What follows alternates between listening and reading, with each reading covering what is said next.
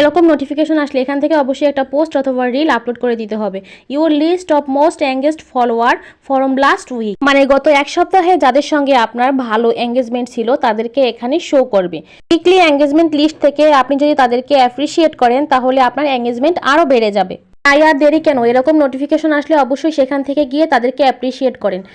যেমন আমার ফার্স্ট অপশনে আছে এখানে আমার আলামিন ভাইয়া, সেকেন্ড অপশনে আছে ইতি আয়শা ব্লগ, তৃতীয় অপশনে আছে রুমুস ব্লগ, ফোর্থ অপশনে আছে মারিয়া ইসলাম এবং সর্বোপরি আছে শাম্মী আপি। আমি যাদের নাম বললাম এরা কিন্তু আমার মোস্ট এঙ্গেজিং পিপল।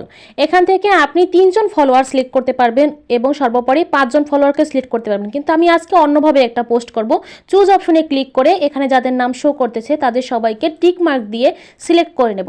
আমি এক এক করে সবাইকে সিলেক্ট করে নিচ্ছি।